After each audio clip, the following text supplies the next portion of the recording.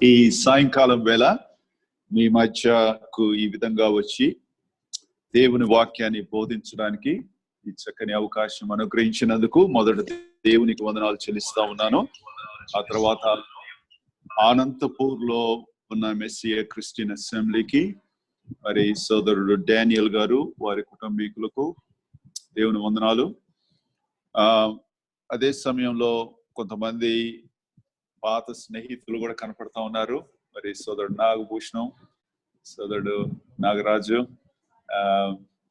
ఆ తర్వాత భద్రావతిలో శామ్యూల్ గారు చక్కగా ప్రార్థన చేశారు.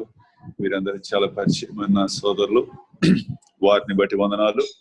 తర్వాత మీటింగ్ అయిపోయిన తర్వాత ఇంకెవరన్నా పరిచయమైన ముఖాలు ఉంటే నేను పలకరిస్తాను. ప్రస్తుతానికి ఇంతవరకు చాలు. మా అన్న కూడా మరి వేరే దేశం నుండి లాగిన్ అయ్యాడు. ఆయనకు కూడా క్రీస్తునందు సోదరుడు, శరీరాన్ని బట్టి సోదరుడు, సో రెండు రకాలుగా ఆయన కూడా వందనాలు చెల్లిస్తాం.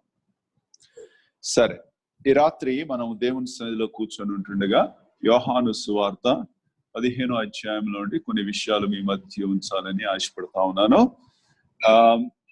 సోదరుడు శామ్యూల్ గారు చేసిన ప్రార్థన కొంత నా సందేశంలో కొంత కనపడవచ్చు. అందుని బట్టి దేవుని స్తుతిస్తున్నాను. దయచేసి యోహాను సువార్త 15వ అధ్యాయం 1 నుండి నేను చదువుతున్నాను, చూడండి. నేను నిజమైన ద్రాక్షావళిని, నా తండ్రి వ్యవసాయకుడు. నాలో ఫలింపని ప్రతి తీగను ఆయన తీసి పారవేయును. ఫలించు ప్రతి తీగె మరి ఎక్కువగా ఫలింపవలనని దానిలోని పనికి రాని తీగలను పారవేయును. నేను మీతో చెప్పిన మాటను బట్టి మీరిప్పుడు పవిత్రులై ఉన్నారు. నా యందు నిలిచియుండుడి, మీ యందు నేనును నిలిచియుందును. తీగె ద్రాక్షావళిలో నిలిచి ఉంటే గాని తనంతట తాను ఎలాగ ఫలింపదో, అలాగే నా యందు నిలిచి ఉంటేనే కానీ మీరును ఫలింపరు. ద్రాక్షావళిని నేను, తీగెల మీరు. ఎవడు నా యందు నిలిచి ఉండునో, నేను ఎవని యందు నిలిచి ఉండునో వాడు బహుగా ఫలించును. నాకు వేరుగా ఉండి మీరేమీ చేయలేరు. 7వ వచనం, నా యందు మీరును, మీ యందు నా మాటలను నిలిచి ఉండిన యెడల మీకేది ఇష్టమో అడుగుడి, అది మీకు అనుగ్రహింపబడును. మీరు బహుగా ఫలించటం వలన నా తండ్రి మహిమపరచబడును. ఇందువలన మీరు నా శిష్యులగుదురు. అవసరం అయితే ఇంకొన్ని మాటలు తర్వాత చదువుకుందాం. ప్రస్తుతానికి ఇంతవరకు చాలు. యోహాను సువార్త 13వ అధ్యాయం నుండి 17వ వచనం వరకు అది మేడగది సందేశము అని అంటాం. ఆ అధ్యాయాలన్నీ ఒకే ఒక సందేశము. ప్రభువైన యేసుక్రీస్తు తన శిష్యులకు అందించిన సందేశము 1వ అధ్యాయం నుండి 12వ అధ్యాయం వరకు ఆయన లోకమునకు అందించిన సందేశము. అయితే 12వ అధ్యాయం చివరిలో మీరు చదువుకోండి. లోకం ఆయన్ని తృణీకరించింది. లోకానికి ఆయన గొప్ప సందేశాన్ని 12 అధ్యాయాల్లో చెప్పినప్పుడు వారిలో ఎక్కువ మంది ఆయన తృణీకరించారు. కాబట్టి ఇప్పుడు లోకానికి ఇచ్చిన సందేశం కాదు, తన శిష్యులకు అంటే విశ్వసించిన వారికి ఒక గదిలోకి తీసుకుని వెళ్ళి ఇది ప్రత్యేకంగా మీకు అని చెప్పి 13 నుండి 17 వరకు, మళ్ళా 18 నుండి 19 వరకు, దాదాపు 20 వరకు ఆయన మళ్ళా లోకానికి రెండో ఛాన్స్ ఇస్తా ఉన్నాడు కదా. యోనా తప్పు చేసినప్పుడు దేవుడు రెండో ఛాన్స్ ఇచ్చాడు. యోనా గ్రంథం 3వ అధ్యాయం ప్రారంభంలో 1వ అధ్యాయం ప్రారంభంలో ఎట్లుంటుందో దాదాపు అంతే ఉంటది. అయినా కూడా లోకంలో ఎక్కువ మంది ఆయన తిరస్కరించారు. అయితే ఆఖరి అధ్యాయం, యోహాను సువార్త ఆఖరి అధ్యాయము, అది వ్యక్తిగతమైన ఆ యొక్క పరిచర్య. 1 నుండి 12 వరకు పబ్లిక్ మినిస్ట్రీ, 13 నుండి 17 వరకు ప్రైవేట్ మినిస్ట్రీ, మళ్ళా 18 నుండి 20 వరకు మళ్ళా పబ్లిక్ మినిస్ట్రీ. అయితే 21వ అధ్యాయము it's called a personal ministry. దేవుడు మనలో ఒక్కొక్కరికి వ్యక్తిగతముగా ఒక్కొక్క బాధ్యతను అప్పగిస్తాడు. నీకు అప్పగించిన బాధ్యత వేరే వాళ్ళు అప్పగించిన బాధ్యతతో వేరవచ్చు. ఉదాహరణకి అనంతపూర్లో ఉన్న డానియల్ గారికి ఆయన అక్కడ ఉండి సేవ చేసి అక్కడ ఒక సంఘము నాటబడుటకు, అక్కడ సువార్తికునిగా మరి వారికి బోధించుటకు ఆయన అక్కడ ఉంచాడు స్థిరంగా. అట్లా అని చెప్పి అందరినూ అదే స్థానంలో ఉంచడు. కొంతమంది బోధకులు, కొంతమంది పెద్దలు, కొంతమంది ఏం లేకపోయినా కూడా యాజకత్వాన్ని నెరవేర్చచ్చు. సరే, ఈ రాత్రి యోహాను సువార్త 15వ అధ్యాయంలో మనం 3 రకాల ఫలాలు చూడొచ్చు. 1వ వచనంలో లేకపోతే 2వ వచనంలో ఫలించుట, అదే 2వ వచనంలో ఎక్కువగా ఫలించుట, 5వ వచనంలో బహుగా ఫలించుట. 3 అంతస్తులు ఉన్నట్టు చూస్తా ఉన్నాం. 3 డిగ్రీలు, 3 స్థాయిల ఫలించుట. ఈ రాత్రి మీలో ఎవరైనా ఒక ప్రశ్న అడిగితే, మీలో ఫలించకూడదని ఎవరికి ఇష్టమో అని అడిగితే ఎవరు చేతులు ఎత్తారు? అందరూ ఫలించాలని ఇష్టపడతారు. కాబట్టి ఈ రాత్రి మనం ఈ మాటలు జాగ్రత్తగా విందాం. నేను ఈ 3 అంతస్తుల ఫలమును వివరించే సమయంలో 3 జంతువులను మీ మనసులో పెట్టుకోవాలని ఆశపడతా ఉన్నాను. లేవియకాండం 1వ అధ్యాయంలో మరి గొర్రె, మేక, ఎద్దు, ఇవి ఆత్మీయ జీవితంలో పురోగతి అని అంటారు. ఈ 3 జంతువులను మనసులో పెట్టుకుంటే ఈ 3 అంతస్తుల ఫలించుట వాటితో పోలుస్తాను కాబట్టి కొంచెం లోతుగా అర్థం చేసుకోవచ్చు. తర్వాత సులభంగా కూడా తర్వాత మీరు జ్ఞాపకం చేసుకోవాలని గుర్తుంటది. కాబట్టి ఆ మనస్సులో ఆ 3 జంతువులు మనసులో పెట్టుకోవాలనుకో. సరే, చూడండి 1వ వచనము. నేను నిజమైన ద్రాక్షావళిని, నా తండ్రి వ్యవసాయి. తండ్రి ప్రస్తుతం పనిచేస్తా ఉన్నాడు. ఎవరితో పనిచేస్తా ఉన్నాడు? నిజమైన ద్రాక్షావళి అయిన యేసు క్రీస్తుతో మాత్రమే పనిచేస్తా ఉన్నాడు. ఆయనకి సంబంధించింది కానిది దేనితో కూడా ప్రస్తుతం దేవుడు లేక తండ్రి పనిచేయడానికి ఇష్టపడడం లేదు.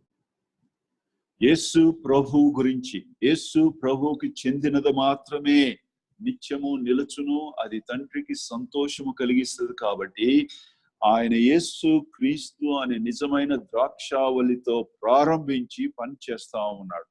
కాబట్టి ఈ రాత్రి ప్రభువు మీద మన యొక్క దృష్టి కేంద్రీకరించడం చాలా ముఖ్యం. 2వ వచనం చూడండి. నాలో ఫలింపని ప్రతి తీగను ఆయన తీసి పారవేయను, ఫలించు తీగ మరి ఎక్కువగా ఫలింపవలనని దానిలోని పనికిరాని తీగలను పారవేయను. ఫలించుట ఎప్పుడు ప్రారంభం అవుతుందంటే, మరి ద్రాక్షావళికి ఈ కొమ్మ అంటు కట్టబడిన క్షణం నుండి ఫలించుట ప్రారంభం అవుతుంది. అంటే ఇంకో భాషలో చెప్పాలంటే, ఒక పాపి రక్షించబడిన దినము నుండి, రక్షించబడినప్పుడు ఏం జరిగింది? అతడు దేవుని వాక్యమునకు విధేయత చూపించాడు. ఎట్లా విధేయత చూపించాడు? దేవా, నేను పాపిని, ఇంతవరకు పాపాత్ముడిగా జీవించిన, పాపాలు చేస్తా ఉన్నాను.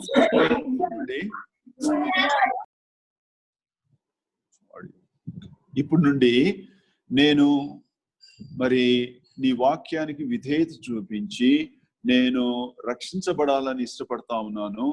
యేసు క్రీస్తు కల్వరిగిరిలో నా పాపం నిమిత్తం చనిపోయాడని నమ్ముతా ఉన్నాను. ఆయన అమూల్యమైన రక్తం ద్వారానే నాకు పాపక్షమాపణ, నా పాపాలు కడగబడతాయని నమ్ముతా ఉన్నాను. ఇక నుండి నా పాపములు కడిగి నన్ను నీతిమంతునిగా తీర్చి నీ ప్రియబిడ్డగా చేసుకోమని చెప్పిన క్షణంలోనే అతడు రక్షించబడ్డాడు. అదే కాండముతో కలయిక అని ప్రత్యక్ష గుడారపు భాషలో చెప్పుకోవాలంటే మనం అది ఈ రకంగా చూసుకోవచ్చు. ఇదిగో మధ్యలో ఉన్న ఆయన ద్రాక్షావళి, నీవు నేను పక్కన కొమ్మలు లాంటి వాడు. ఎప్పుడైతే ఈ కొమ్మ మధ్యలో ఉన్న ద్రాక్షావళికి అంటకట్టబడుతుందో అప్పుడు నుండి ఫలించుట ప్రారంభిస్తుంది. దీన్ని దేంతో పోల్చుకోవచ్చు అంటే గొర్రెతో పోల్చుకోవచ్చు. గొర్రెలో కనపడే ప్రధానమైన లక్షణము విధేయత.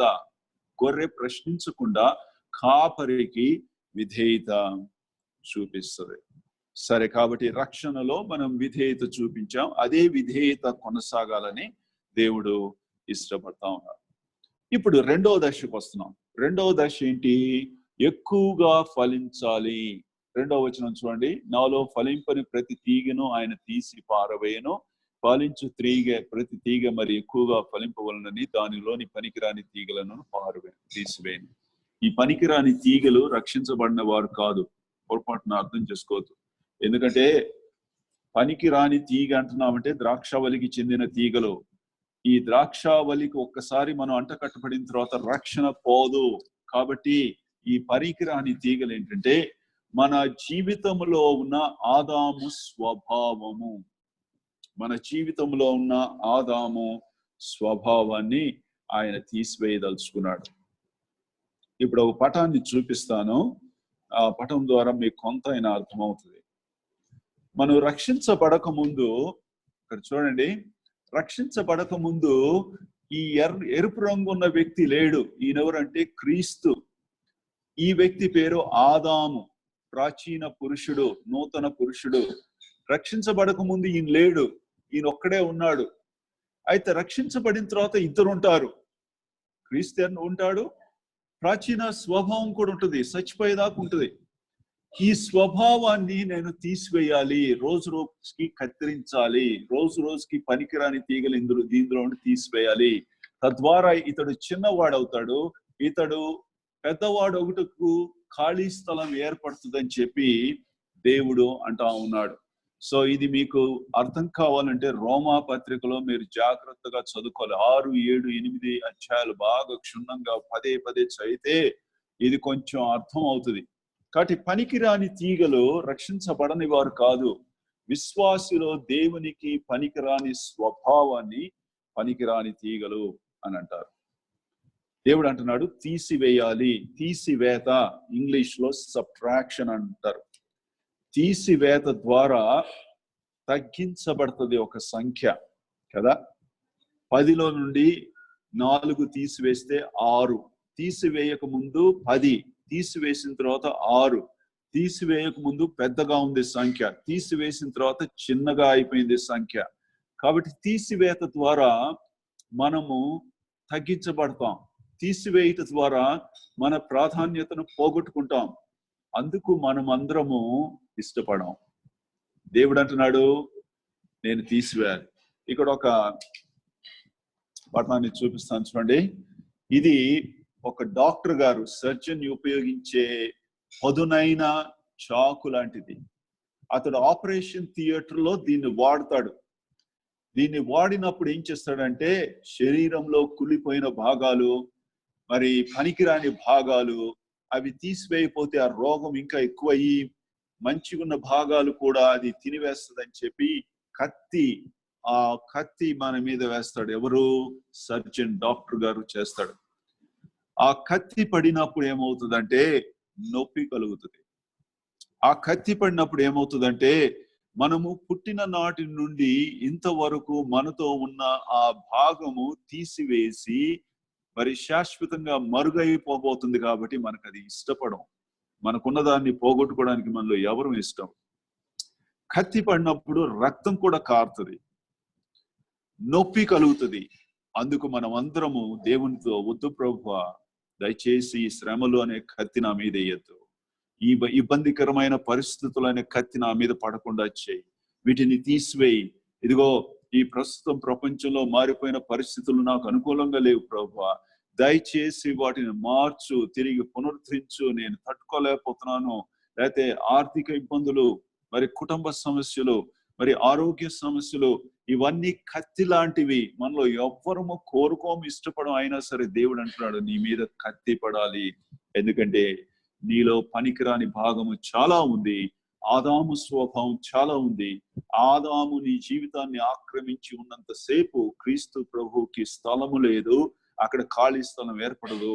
ఎప్పుడైతే నేను కత్తిరిస్తానో అప్పుడు ఖాళీ స్థలం ఏర్పడుతుంది. ఆ ఖాళీ స్థలంలో క్రీస్తు ప్రభు ఎక్కువగా ఏర్పడతాడు, ఆదాము తగ్గించబడతాడు. ఇదిగో ఇక్కడ కూడా ఒక చూపిస్తాను. ఇదిగోండి, ఈ యొక్క వ్యవసాయదారుడు కొమ్మని కత్తిరిస్తా ఉన్నాడు. కత్తిరించినప్పుడు ఏమవుతుంది? సైజు తగ్గిపోతాం కదా. మనలో ఎవరికైనా ప్రాధాన్యత తగ్గుతుందంటే మనం ఎదురు తిరుగుతాం. ఎవరైనా మనల్ని అవమానపరిచి మన ప్రాధాన్యతను తగ్గించారంటే అంత ఇష్టపడం. ఎందుకని? అది మానవ స్వభావం, దానిలో తప్పేం లేదు, అది ఆదాము స్వభావం. అయితే దేవుడు అంటున్నాడు నీ మీద కత్తి పడాలి అని అంటున్నాడు కదా. కత్తి పడినప్పుడు ఏమవుతుందంటే మనము గొర్రె స్వభావం నుండి మేక స్వభావంలోకి ఎదుగుతాం. గొర్రెలో విధేయత చూడవచ్చు, అయితే మేకలో టీవీగా నడిచే స్వభావాన్ని చూడవచ్చు. దయచేసి సామెతలు 30వ అధ్యాయం తిప్పండి. సామెతల గ్రంథము 30వ అధ్యాయము 30వ వచనము. టీవీతో నడుచున్నవి 4 కలవు, అవేవనగా ఎల్ల మృగములలో పరాక్రమం గలదై ఎవరికైనాను భయపడి వెనుకకు తిరగని సింహము, షోణంగి కుక్క, మేకపోతు, తన సైన్యమునకు ముందు నడుచుచున్న రాజు. మేకపోతు చాలా టీవీగా, గంభీరముగా, అడుగులు తడబడకుండా, అడుగులు ఎక్కడ నిదానమైనట్లు నీకు కనపడదు. చాలా టీవీగా కొండ వాలు మీద అవి నడుస్తాయి కదా. లూకా సువార్త 9వ అధ్యాయంలో మన ప్రభు చాలా టీవీగా నడుస్తున్నాడు. చూడండి లూకా సువార్త 9వ అధ్యాయం 51వ వచనము. ఆయన దినాలు పరిపూర్ణమైనప్పుడు, సిలువకు వెళ్ళే సమయం ఆసన్నమైనప్పుడు ఆయన ఇక్కడ టీవీతో నడుస్తా ఉన్నాడు. లూకా సువార్త 9వ అధ్యాయము మరి 51 చూడండి. ఆయన పరమునకు చేర్చుకొనబడు దినములు పరిపూర్ణమగుచున్నప్పుడు ఆయన యెరూషలేమునకు వెళ్ళుటకు మనస్సు స్థిరపరచుకొని తనకంటే ముందుగా దూతలను పంపెను. వారు వెళ్ళి ఆయనకు బస సిద్ధము చేయవలనని సమరయుల యొక్క గ్రామంలో ప్రవేశించిరి గాని ఆయన యెరూషలేమునకు వెళ్ళ అభిముఖుడైనందున వారు ఆయన్ను చేర్చుకొనలేదు. మన ప్రభు అయిన యేసుక్రీస్తు ఆయన రహదారి మీద నడిచినప్పుడల్లా కుడి వైపుకు ఎడం వైపుకు చూచేవాడు. ఎందుకని? అనేక మంది గ్రుడ్డి వారు, భిక్షగాళ్ళు, మరి ఆ రోగాలతో అవసరతలు కలిగిన వారి త్రోవ పక్కన కూర్చొని దావీదు కుమారుడా నన్ను కరుణించు అని కేకలు వేసినప్పుడు ఆయన కుడివైపుకు తిరిగి ఆగి వారిని పరామర్శించి వారి యొక్క అవసరతలు తీర్చి ముందుకు వెళ్ళేవాడు. ఇంకొంచెం ముందుకు వెళ్ళిన తర్వాత ఇంకొక ఆయన ఎడం వైపు కూర్చొని అడుగుతా ఉన్నాడు. అయితే ఇప్పుడు కుడి వైపుకు ఎడం వైపుకు తన ముఖాన్ని తిప్పడానికి ఇష్టపడడం లేదు ప్రభు. ఎందుకని? ఆయన ఏ కారణము నిమిత్తమైతే ఈ లోకానికి వచ్చాడో అది మానవులను స్వస్థపరచడానికి రాలేదు. దేవుని స్తోత్రం, వచ్చినందుకు స్వస్థపరిచాడు. ఆయన భూలోకానికి దిగి వచ్చిన ఏకైక కారణము సిలువ మీద ఆయన మరణించాలి. సర్వలోక మానవాళి పాపములు ఆయన మీద వేసుకుని ఆ యొక్క దేవుని ఉగ్రతను, కోపాగ్నిని ఆయన భరించడం ద్వారా మానవులకు రక్షణ కలుగు చేయాలి. అది ఆయన యొక్క ముఖ్య ఉద్దేశము. అందుకే ఏం చేశాడంటే ఆయన ముఖాన్ని స్ట్రైట్ గా పెట్టుకున్నాడు, యెరూషలేము వైపు పెట్టుకున్నాడు. ఆ మార్గంలో ఆయనకి తెలుసు ఆయన్ను దూషిస్తారని, ఆయన ముఖం మీద ఉమ్మి వేస్తారని, ఆయన తృణీకరిస్తారని, హింసిస్తారని, మరి అనేకమైన బాధలు పెడతారని ఆయనకి తెలుసు. అయినా కూడా కాళ్ళు తడబడలేదు, ఆయన కాళ్ళు నిదానం అవ్వలేదు. యోహాను సువార్త 4వ అధ్యాయంలో సమరయులు ఆయన గొప్ప మర్యాద చేసి చేర్చుకున్నారు. ఇక్కడ అదే సమరయులు కూడా ఆయనకు మర్యాద చేసినట్టు లేదు. ఎందుకని? వారి గ్రామంలో రావడానికి ఇష్టపడడం లేదు. ఎందుకని? ఇది ఆ సమయం కాదు, సిలువకు వెళ్ళే సమయము. వారు కూడా ఆయన్ని చేర్చుకోలేదు. ఇది మేక టీవీతో నడిచిన అనుభవం. యేసు ప్రభు దేవుడు అంటున్నాడు, యేసుతో టీవీగా నడుచుట అనే పాట కూడా ఉంది మనకి. నువ్వు కూడా అట్లా నడవాలి. నీవు కూడా నడవడం ఎప్పుడు సాధ్యమవుతుందంటే నీ మీద కత్తి పడాలి. కత్తి పడినప్పుడు నొప్పి, రక్తము కారుతుంది, నువ్వు సైజులో తగ్గించబడతావు, ఇతరుల కన్నుల్లో నీ ప్రాధాన్యత తగ్గిపోతుంది. కానీ నీవు ఎక్కువగా ఫలించే మార్గంలో నీవు పడతావంటున్నాడు. మేక సమతలం మీద నడుస్తుంది, గొర్రె సమతలం మీద మాత్రమే నడుస్తుంది. మేక మాత్రం కొండవాలు మీద నడుస్తుంది. కొండవాలు మీద మనం ఎవరు నడవాలైనా సరే స్లో అయిపోతాం. మీరు ఏదైనా వెహికల్ తీసుకొని, మీకు స్కూటర్, మోటార్ సైకిల్ ఉంటే కొండ వాల్ మీద వెళ్ళేటప్పుడు తక్కువ గేర్లో నడపాలి, ఎందుకంటే ఎక్కువ శక్తి కావాలి. అయితే మేక ఆ కొండ వాల్ మీద ఎంత వేగంగా నడుస్తుంది అంటే వేగంలో మార్పు ఏం రాదు. దాని దేహంలో ఎంత గొప్ప శక్తి ఉంటుందంటే సమతలం మీద ఎంత వేగంతో నడుస్తుందో కొండవాలు మీద కూడా అంతే వేగంతో నడుస్తుంది. కొన్ని చోట్ల ఈ వాలు ఎంత మరి స్టీప్ గా, ఎంత వాలుగా ఉంటదంటే ఏ జంతువు అయినా సరే వెనక్కి జారి వెళ్ళిపోతుంది, ఒక్క మేక మాత్రమే పైకి వెళ్ళగలదు. ఇంకా ఆ మేక తప్ప ఇంకా ఏది వెళ్ళలేదు. సరే, ఇప్పుడు గొర్రెలో రక్షణ జీవితాన్ని చూడొచ్చు, అంటే రక్షించబడుట. అయితే మేకలో రహస్య జీవితం రాసుకోండి. రహస్య జీవితం. దేవుడు అంటున్నాడు, రక్షించబడిన తర్వాత ప్రజల ముందు బహిరంగ జీవితం కాదు నీకు ప్రాముఖ్యము, నాతో రహస్యమైన జీవితం. అప్పుడు నిన్ను మేక అనుభవంలో నుండి తీసుకెళ్తా, అదే సమయంలో ఎక్కువగా ఫలిస్తావు అని చెప్తా ఉన్నాడు. సౌలు ఒకసారి ఏం చేశాడంటే, మిన్నల్లి లాంటి దావీదును వెంబడిస్తా ఉన్నాడు. దావీదుని ఎట్లయినా చంపాలి. అతడు రాజుగా అభిషేకించబడ్డాడు, దేవుడు అతను ఎన్నుకున్నాడు కాబట్టి అతన్ని ఎట్లయినా సరే నేను చంపాలి, అతడు జీవించుటకు యోగ్యుడు కాడని చెప్పి ఏం చేస్తాడంటే 3000 మందిని తీసుకొని, ఒక వ్యక్తిని, హానికరుడు కాని ఒక వ్యక్తిని 3000 మందితో దాడి చేయడం అవసరం లేదు. అయినా కూడా అతని ద్వేషం దావీదు పట్ల ఎంత గొప్పదంటే 3000 మందిని తీసుకొని వెళ్ళాడు కదా. మన ప్రభు అయిన యేసు క్రీస్తును కూడా ఆ ప్రధాన యాజకులు వారందరూ కలిసి కత్తులతో గుదియలతో, మరి హెబ్రీ పత్రికలో ఆయన హానికరుడు కాడు కదా, హానికరుడు కాని వ్యక్తికి హాని చేయడానికి అధిక బలముతో వారు వచ్చినట్లు మనం చూస్తా ఉన్నాం. అయితే దావీదుకి ఈ సమాచారం తెలిసింది, సౌలు రాజు 3000 మందిని తీసుకొని వస్తా ఉన్నాడు, ఇంకా నువ్వు తప్పించుకోలేవు, ఖచ్చితంగా అతని చేతిలో, అతని సైనికుని చేతిలో నువ్వు చచ్చిపోతావని ఆ సమాచారం వచ్చినప్పుడు అతడు కూర్చొని ఆలోచించాడు, నేను ఎక్కడికి వెళ్తే అక్కడికి సౌలు రాజు రాలేడు, నేను మాత్రమే వెళ్ళగలను కానీ ఆయన మాత్రం రాలేడు అని చెప్పి ఆలోచించుకొని ఒక స్థలాన్ని ఎన్నుకున్నాడు. ఆ స్థలాన్ని ఎన్నుకొని నేను అక్కడికి వెళ్తాను, అక్కడికి వెళ్తే సౌలు అక్కడికి రావడానికి ప్రయత్నం చేస్తాడు కానీ రాలేడు, ఎందుకంటే అతనికి అంత శక్తి లేదు, ఆ సామర్థ్యం లేదు, దేవుడు అతనికి ఆ మార్గాన్ని రావడానికి కూడా సహాయం చేయడని చెప్పి ఆయన అక్కడికి వెళ్ళి దాక్కొని తన ప్రాణమును తప్పించుకున్నట్లు మనం చూస్తాం. దయచేసి 1 సమూయేలు 24వ అధ్యాయం చెప్పండి. 1 సమూయేలు గ్రంథము 24.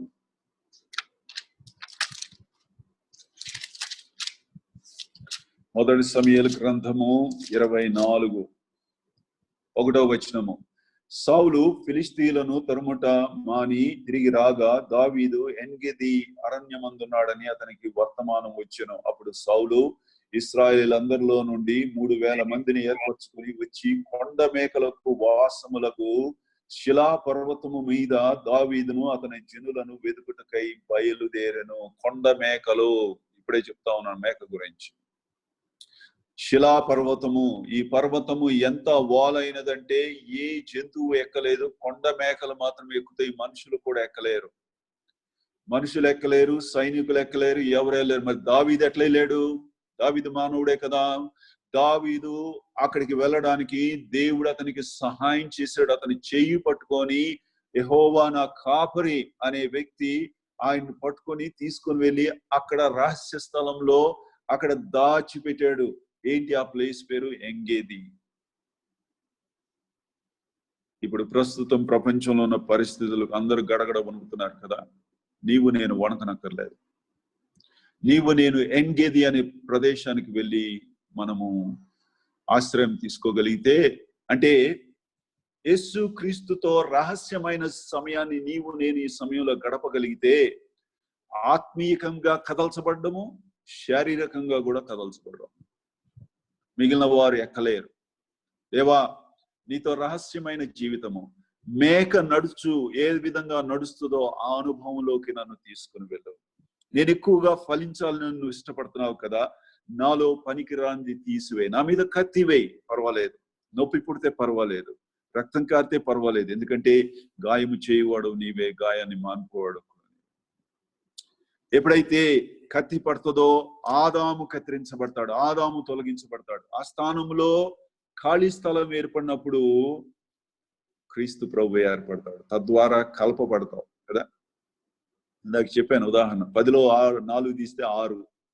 కానీ ఏ లెక్కల మాస్టర్ అయినా వచ్చి 10లో 4 తీస్తే 100 అని చెప్పాడు అనుకోండి, నవ్వుతాం.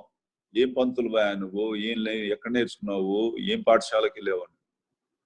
అయితే దేవుని యొక్క లెక్కలు అంతే ఉంటాయి. దేవుడు అంటున్నాడు 10లో 4 తీస్తే 100 అవుతుంది. దేవా నాకు వివరించగలవా ఎట్లా అని. వివరిస్తాను.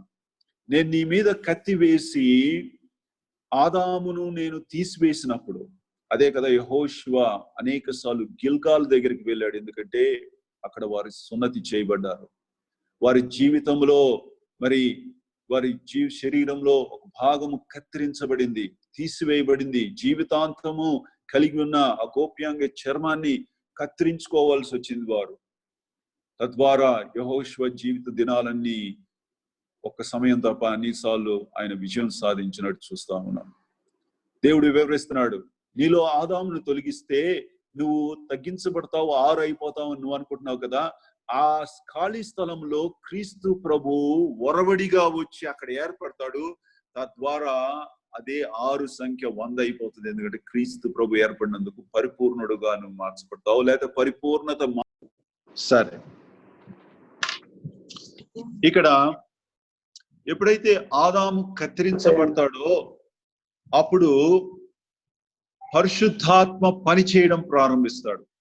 యోహాను సువార్త 14వ అధ్యాయంలో మన ప్రభు అయిన యేసుక్రీస్తు అన్నాడు, పరిశుద్ధాత్మ పని నీలో జరగాలి కదా. పాత నిబంధనలో యెహోవా దేవుడు చురుకుగా పనిచేశాడు. ప్రభు అయిన యేసుక్రీస్తు భూలోకం మీద ఉన్నప్పుడు ఆయన చురుకుగా పనిచేశాడు, కుమారుడు. అయితే ప్రస్తుత యుగములో పరిశుద్ధాత్మ చురుకుగా పనిచేయాలి. ఆయన సమయం ఇది, ఆయన యుగం ఇది. పరిశుద్ధాత్మ ఏం చేస్తాడంటే, ఆదాము ఎక్కడైతే కత్తిరించబడతాడో, ఎక్కడైతే ఖాళీ స్థలం ఏర్పడుతుందో అక్కడ క్రీస్తు ప్రభుకి ఎక్కువ స్థలము మరి ఏర్పడింది. కాబట్టి ఆ స్థలంలో క్రీస్తు ప్రభు ఏర్పడేటట్టు చేయగలిగిన దైవికమైన వ్యక్తి పేరు పరిశుద్ధాత్మ. అంటే ఏ వ్యక్తి అయితే తన జీవితంలో పనికిరాని భాగమును ఒప్పుకొని మరి తీసివేసుకోవడానికి ఇష్టపడతాడో, లేదా దేవునికి అనుమతిస్తాడో, అతడు పరిశుద్ధాత్మ ద్వారా నడిపించబడతాడు. ఆ శక్తి ద్వారానే కొండవాలు మీద మనం నడవగలము. ఆ శక్తి సౌలు రాజుకు లేదు, దావీదుకు ఉంది. దావీదు పరిశుద్ధాత్మ ద్వారా నడిపించబడిన వాడై ఆ యొక్క రహస్య స్థలంలోకి వెళ్ళి దాక్కున్నాడు. సౌలు నడిపించబడలేకపోయాడు కాబట్టి అతడు కనుక్కోలేకపోయాడు. అదే రహస్యమైన జీవితం. నేడు ఇప్పుడు ఏమవుతుందంటే, ఇటువంటి పరిస్థితులు వచ్చినప్పుడు భక్తిహీనులందరూ బయటపడతారు.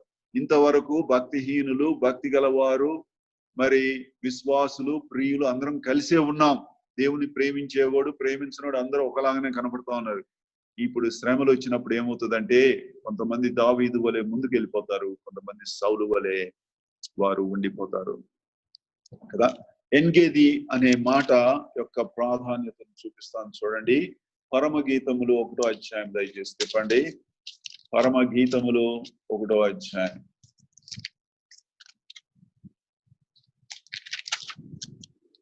పరమగీతములు 1:14. నాకు నా ప్రియుడు ఎన్గేది ద్రాక్షవనములోని కర్పూరపు పూగుత్తులతో సమానుడు. ఇక్కడ ఆ ప్రియుడు అంటే ప్రభు అయిన యేసుక్రీస్తు ఎంగేది ద్రాక్షవనంలో కర్పూరపు పూగుత్తులతో సమానం. ద్రాక్షలు అంటే ఫలము, కర్పూరం అంటే సువాసన, పూగుత్తులు అంటే సౌందర్యము. ఈ 3 బైబిల్లో చాలా అరుదుగా కలుస్తాయి. ఈ 3 చాలా అరుదుగా కలుస్తాయి కదా. సౌందర్యము, సువాసన, మరి సఫలత. 133వ కీర్తనలో 4 కలిసిన సంగమం. సంగీతము, సువాసన, మరి సౌందర్యము, సఫలత. ప్రధాన యాజకుని తల మీద పోయబడిన పరిమళ సువాసనది సువాసన. ఆయనపు వస్త్రపు అంచులలో దానిమ్మ పండ్లున్నాయి, అవి సఫలతను చూపిస్తాయి. వాటి మధ్యలో, దానిమ్మ పండ్ల మధ్యలో బంగారు గంటలు ఉన్నాయి, అవి సంగీతం చూపిస్తున్నాయి. ప్రధాన యాజకుని వస్త్రాలు సౌందర్యమైనవి. దావీదు ఏమని వెతుకుతున్నాడంటే, సౌలు రాజు నా ప్రాణాన్ని తీయడానికి వస్తా ఉన్నాడు. ఏ స్థలంలో అయితే సౌందర్యం ఉంటుందో, ఏ స్థలంలో అయితే సువాసన ఉంటుందో, ఏ స్థలంలో అయితే ఫలభరితమైన సఫలత ఉంటుందో అక్కడికి వెళ్ళి నేను దాక్కుంటాను. ఆ 3 లేదా 4 కనపడే వ్యక్తి ప్రభు అయిన యేసు క్రీస్తు. అంటే ఇంకొక భాషలో చెప్పాలంటే దావీదు మహారాజు యేసు క్రీస్తు నందు రహస్య జీవితంలో ఆయన యందు ఆశ్రయం తీసుకున్నాడు. సౌలు యేసు క్రీస్తు అంటే ఆయనకి ఇష్టం లేదు కాబట్టి ఆ దరిదాపులకు రాలేకపోయాడు. దేవుడు అంటున్నాడు, నీ మీద కత్తి పడాలి, అందుకే నేను నీ పరిస్థితులు మార్చేసాను. అందుకే నువ్వు అనేక సార్లు శ్రమల్లో నుండి వెళ్తావు. క్రైస్తవులకు ఎక్కువ సార్లు మన దినాలు దుఃఖ దినాలే కానీ సంతోష దినాలు ఉండవు. ఎందుకనంటే మనలో ఎక్కువ భాగాన్ని తీసివేయడానికి దేవుడు ఏం చేస్తున్నాడు, ఈ మేక అనుభవంలో ఉండి మనల్ని తీసుకొని వెళ్తా ఉన్నాడు కదా. మానవ జ్ఞానానికి ఇది అందదు. ఎందుకు మానవ జ్ఞానానికి అర్థం? తీసివేత ద్వారా నువ్వు ఎట్లా కలుపుతావు అని మానవుడు అడుగుతాడు కదా. తగ్గించుకోవడం ద్వారా నువ్వు ఎట్లా హెచ్చించబడతావు? ఈ లోకంలో ఆఫీసులో ఉన్న గుమస్తా ఏం చేస్తాడంటే బయట అకౌంటెంట్ అవ్వాలనో లేకపోతే అకౌంటెంట్ మేనేజర్ అవ్వాలనో పైకి వెళ్ళాలని ప్రయత్నం చేస్తాడు. కిందకి వెళ్ళడానికి ఎవడు ప్రయత్నం చేయడు. దేవుడు అన్నాడు, ఆత్మీయ జీవితంలో అట్లా వర్తించదు. లోక జ్ఞానంలో పనిచేసినట్టు ఆత్మీయ జీవితంలో అట్లా పనిచేయదు. నా కార్యాలు, నా జ్ఞానము లోక జ్ఞానానికి వ్యతిరేకమైనది, లేకపోతే దేవుని జ్ఞానానికి లోక జ్ఞానం వ్యతిరేకమైనది. దేవుడు అంటున్నాడు, నువ్వు కిందకి వెళ్ళడానికి ప్రయత్నం చేయి, నేను పైకి తీసుకొస్తా. నిన్ను తగ్గించడానికి, నీ మీద కత్తి వేయడానికి నన్ను ఒప్పుకో, నువ్వు బహుగా ఫలిస్తావు కదా. ఎప్పుడైతే ఆ కత్తి మన మీద పడుతుందో మరి బహుగా ఫలిస్తాము. ఈ ఫలము ప్రథమముగా వ్యవసాయదారుకుని కోసం. అంటే తండ్రి ఈ ఫలాలు తిని ఇష్టపడతాడు, సంతోషపడతాడు. ఆ చెట్టు దగ్గర కూర్చొని నా ప్రియ కుమారునికి ఈ యొక్క పాపాత్ముని అంటుకట్టు ద్వారా అతడు రక్షించబడ్డమే మాత్రమే కాదు, అతడు దేవుని కుమారుడైన యేసు క్రీస్తుతో రహస్య జీవితాన్ని గడుపడం ద్వారా తనకి మరి దేవునికి ఇష్టం లేని చాలా విషయాలు ఒప్పేసుకొని విడిచిపెట్టాడు. తద్వారా క్రీస్తు ప్రభు ఏర్పడ్డాడు. ఇతడు ఎంత చక్కగా ఫలిస్తున్నాడు చూడండి. ఈ ఫలము నేను తింటాను, ఇతరులకు కూడా ఇస్తాను. కొంతమంది జీవితాలు చాలా మందికి సుమధురంగా ఉంటాయి కదా. కొంతమంది విశ్వాసులతో మాట్లాడాలంటే చాలా సంతోషం. వారితో కలిసిన కొన్ని నిమిషాలు మన ఆత్మీయ జీవితం మాధుర్యంగా మారుస్తుంది. ఎందుకంటే వారు గుత్తులుగా పండిన ద్రాక్ష బలితో వారు సమానంగా ఉన్నారు. మనలో అనేక సార్లు పరిశుద్ధాత్మ దేవుడు ఆయన పని చేయకుండా ఉన్నాడు. అనేక సార్లు పరిశుద్ధాత్మ దేవుడు దుఃఖముతో మనలో ఉన్నాడు. ఆయన సంతోషంతో పని చేయడం లేదు. ఎందుకంటే పని చేయడానికి అవకాశం ఇవ్వడం లేదు. ఎప్పుడు అవకాశం ఇస్తాము? మన మీద కత్తి పడుటకు కదా. మనము శ్రమల గుండా వెళ్ళేటప్పుడు, దేవా ఈ శ్రమలు నువ్వు అనుమతించావు, దీని ద్వారా నీవు నా జీవితంలో ఏమైతే సాధించదలుచుకున్నావో దయచేసి సాధించు. మళ్ళీ శ్రమలు పోయిన తర్వాత వాటిని మర్చిపోతాను. శ్రమల్లో ప్రవేశించక ముందు ఎట్లా ఉన్నానో అదే ఆత్మీయ స్థితిలో ఉండకుండా చేయి ప్రభువా, మెరుగైన ఆత్మీయ స్థితిలోకి వచ్చేటట్లు చేయమని చెప్పు. యాకోబు తన పత్రికలో ఏమంటున్నాడంటే, మీ విశ్వాసాన్ని పరీక్షించాలి. యేసు ప్రభువును సముద్రముతో లేతే ఒక గొప్ప మరి మహాసముద్రంతో పోల్చుకోవచ్చు. పసిఫిక్ మహాసముద్రం అంటారు. ఈ సముద్రంలో నీళ్లకి కొరత లేదు. నువ్వు నీళ్ళు ఎంతైనా చేదుకో, ఆ సముద్రము యొక్క మట్టము ఏం తగ్గదు. యేసు ప్రభువు అనంతమైన వనరులు కలిగిన వాడు. సంఘమునకు శిరస్సు అయిన క్రీస్తులో దైవత్వం యొక్క సర్వ సంపూర్ణత ఆయన యందు నిలిచి ఉన్నది. అయితే ఆయనలో నుండి నేను పొందాలంటే ఒక పైప్ వేయాలి. సముద్రంలోకి గనుక అగ్నిమాపక దళం వాళ్ళు ఒక పైప్ వేసి ఎట్లయితే నీళ్లు లాగుతారో, అయితే నీవు నీరు ఎంత సంగ్రహిస్తావో సముద్రం సైజు మీద ఆధారపడి ఉండదు, కానీ నీవు ఆ సముద్రంలో వేసిన పైపు సైజు మీద ఆధారపడి ఉంటుంది. ఆ పైపు పేరు విశ్వాసము. అనేక సార్లు మన విశ్వాసము చిన్న పైపు లాగా ఉంటుంది. దేవుడు అంటున్నాడు, యేసు క్రీస్తు యందు అనంతమైన వనరులు ఉన్నాయి, అనంతమైన ఐశ్వర్యం ఉంది, ఆయన అనంతమైన దీవెనలకు కారకుడు. అయితే నీ వైపు నుండి పొందుతుంది చాలా తక్కువ. ఎందుకంటే ఆ పైపు అనే నీ విశ్వాసము చాలా చిన్నదిగా ఉంది, సన్నగా ఉంది. దాన్ని నేను పెద్దగా చేస్తా అంటాడు. అప్పుడు దేవుడితో అంటాం, చెయ్యి ప్రభువా, పైపు సైజ్ పెద్దదైనప్పుడు ఎక్కువ నీరు సంగ్రహించవచ్చు, ఎక్కువ యేసు ప్రభువులో నుండి నేను గుంజుకోవచ్చు అని మనం చెప్తాం. ఆ సైజును, పైపు సైజును ఎట్లా పెద్దగా చేస్తాడంటే శ్రమల ద్వారానే సాధ్యమవుతుంది. కాబట్టి శ్రమల ద్వారా మీ విశ్వాసము పరీక్షించబడినప్పుడు బలహీనమైన విశ్వాసము బలమైన విశ్వాసంగా మారుతుంది. సన్నని పైపు మందమైన పైపుగా మారుతుంది. తద్వారా నీవు ఎక్కువ యేసు ప్రభువుని అనుభవించవచ్చు. యేసు ప్రభు ఎక్కువ నీ దేహంలోకి, నీ ఆత్మీయ జీవితంలోకి వస్తాడు. ఎక్కువ ఆయన స్వరూప్యం ఏర్పడుతుంది. ఆదాము బయటకు వెళ్ళడం ప్రారంభిస్తాడు, యేసు ప్రభు లోపలికి రావడం ప్రారంభిస్తాడు. తద్వారా ఈ రహస్య జీవితంలో నీవు ప్రభువుని సంపాదించుకుంటావు. ఇది మేక అనుభవము. మేకకున్న ఏకైక లక్షణం ఏంటంటే అది శక్తి గల నడక నడుస్తుంది. ఎందుకంటే భూమి యొక్క గురుత్వాకర్షణ శక్తిని అది ధిక్కరిస్తుంది. భూమి యొక్క గురుత్వాకర్షణ శక్తిని ధిక్కరించే శక్తి ఎవరికీ లేదు. పరిశుద్ధాత్మ ద్వారా నడిపించబడిన వ్యక్తికే అది సాధ్యము. పరిశుద్ధాత్మ ఏం చేస్తాడంటే ఆ యొక్క చెట్టు కాండానికి కదా చూపిస్తాను మళ్ళా.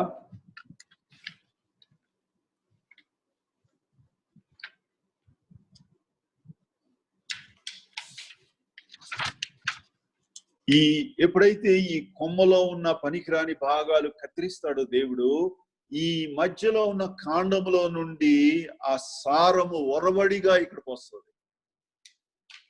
మీరు ఇంగ్లీష్ మాట చూడండి, పరిశుద్ధాత్మ పేరు న్యూమాటిక్ అని యూజ్ చేశారు. PNUMATIC. న్యూమాటిక్ అనేది పీడనమునకు లేదా ప్రెషర్ కి సంబంధించిన మాట. న్యూమాటాలజీ అంటే పరిశుద్ధాత్మను గురించిన మరి ఆ యొక్క ధ్యానము లేదా ఆయన గురించిన ఆ యొక్క సిద్ధాంతాన్ని న్యూమాటాలజీ అని అంటారు.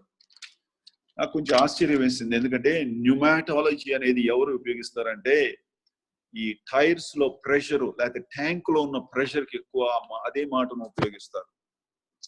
ఎందుకు ఈ మాట చెప్తున్నానంటే ఎక్కడైతే పనికిరాని స్థలాన్ని, పనికిరాని భాగాలు కత్తితో దేవుడు కత్తిరిస్తాడో అక్కడ అల్ప పీడనం ఏర్పడుతుంది.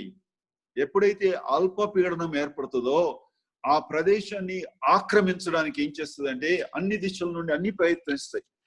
అయితే పరిశుద్ధాత్మ ఏం చేస్తాడంటే ఇక్కడ అల్ప పీడనం ఏర్పడిందని అనుకుందాం, ఇక్కడ కత్తిరించడం ద్వారా ఆ అల్ప పీడనం ద్వారా ఏం చేస్తుందంటే కాండంలో ఉన్న సారము, మరి ఆ యొక్క జ్ఞానము, ఆ యొక్క సమృద్ధి అయిన జీవము ఒరవడిగా వచ్చి అల్ప పీడనం చోటకు వచ్చి అక్కడ చేరి అక్కడ క్రీస్తు ప్రభు పెద్దగా ఏర్పడడం ఆరంభిస్తుంది. శ్రమల ద్వారా కలిగే ఈ ఫలితాలు ఎంత గొప్పది కదా. ఇప్పుడు మూడవ మరి జంతువు పేరేంటి? ఎద్దు. ఎద్దు లేకపోతే మరి కోడి దూడ, ఎద్దు అని అనుకోవచ్చు. లేవియకాండం 1వ అధ్యాయం. ఎద్దు ఉపయోగం, ప్రమాదం రెండు రకాలుగా ఉపయోగపడుతుంది. ఎద్దు అదుపు తప్పిందంటే ఘోరమైన ప్రమాదం చేస్తుంది. కొమ్ములతో అందరినీ కుమ్మి వేస్తుంది. అయితే అదే ఎద్దు సాధువుగా అది మరి ప్రవర్తించగలిగితే దాని ద్వారా గొప్ప పనిని, భారమైన పనిని మనం చేయించుకోవచ్చు. గొర్రె, మేక భారములు మోయడానికి పనికిరావు. గొర్రె, మేక అవి వెట్టి పనులు చేయడానికి పనికిరావు. అంటే బహిరంగ జీవితంలో ఉపయోగించడానికి పనికిరావు. అంటే దేవుడు ఏం చెప్తున్నాడంటే గొర్రె, మేక రహస్య జీవితానికి సాదృశ్యము. నీవు యేసు క్రీస్తుతో ఏకాంతమైన సమయము గడిపేటప్పుడు ఆ సమయంలో నీవు ఇతరులకు పనికిరావు, ఇతరులకు పెద్ద ఉపయోగపడవు. కానీ దేవుడు అంటున్నాడు యేసు క్రీస్తు వలె టీవీతో నడిచే ఆ గుణం కదా. ఇంకొక మాట చూపిస్తాను చూడండి, హెబ్రీ పత్రిక 12వ అధ్యాయం చెప్పండి. మన ప్రభు అయిన యేసు క్రీస్తు మేక వలె టీవీగా నడిచాడు. ఆయనతో యేసుతో కూడా టీవీగా పోదమా అనే పాట దీనికి వర్తిస్తుంది. హెబ్రీ 12లో 2వ వచనంలో మనం చూసుకోవచ్చు. ఇక్కడ 1 నుంచి చదువుతున్నాను. ఇంత గొప్ప సాక్షి సమూహము మేఘం వలె మనల్ని ఆవరించినందున మనము కూడా ప్రతి భారమును సులువుగా చిక్కుల పెట్టు పాపమును విడిచిపెట్టి విశ్వాసమునకు కర్తయు దాన్ని కొనసాగించువాడునైన యేసు వైపు చూచుచు మన ఎదుట ఉంచబడిన పందెములో ఓపికతో పరిగెత్తుదుము. ఆయన తన ఎదుట ఉంచబడిన ఆనందము కొరకై అవమానమును నిర్లక్ష్య పెట్టి సిలువను సహించి దేవుని సింహాసనం యొక్క కుడి పార్శ్వమున ఆసీనుడై ఉన్నాడు. అవమానము, సిలువ కూడా అవమానకరమైంది. సిలువలో ఏమి మరి ఆయనకి ఏం మర్యాద చేసినట్టు చూడం. దేవుడు అంటున్నాడు, నీవు రక్షణలో విధేయత చూపించావు, గొర్రెలాగా లోబడ్డావు, చాలా మంచిది. రాబోయే దినాల్లో నిన్ను బహిరంగ సేవలో నేను వాడతాను, కాకపోతే నిన్ను తయారు చేయాలి, నేను తర్బీదు ఇవ్వాలి. తర్బీదు ఇవ్వకపోతే అదుపు తప్పిన ఎద్దులాగా అనేక మందికి ప్రమాదం చేస్తావు, అనేక మందిని తొక్కివేస్తావు, అనేక మందిని చంపివేస్తావు, లేకపోతే అనేక మంది జీవితాలు నువ్వు పాడు చేస్తావు. కాబట్టి ఈ గొర్రె ఎద్దుకు మధ్యలో ఒక అనుభవంలో నువ్వు దాటి వెళ్ళాలి. ఆ అనుభవం మేక అనుభవము. ఆ మేక అనుభవంలో ఏమవుతుందంటే నీ మీద కత్తి పడుతుంది, నువ్వు తగ్గించబడతావు, పనికిరాంది తీసివేస్తాను, ఆదాము కలిగిన స్వార్థమైన స్వభావాన్ని తీసివేస్తాను, యేసు క్రీస్తుకు కలిగిన నిస్వార్థమైన స్వభావం నీకు వస్తుంది. ప్రభు నీలో ఏర్పడతాడు. అప్పుడు హానికరుడు కాదు, ఎందుకంటే ప్రభు హానికరుడు కాదు. అప్పుడు నీవు ఎద్దులాగైనప్పుడు ఇతరులకి హాని చేయవు, కానీ లేకపోతే నీవు మేలు చేస్తావు, వారికి సేవ చేస్తావు అని అంటున్నాడు. మీరు చెప్పండి, ఇక్కడ రాయబడింది ఎవరన్నా ఈ లోకంలో ఒక రాజకీయ నాయకుడికి జరిగిందని అనుకుందాం.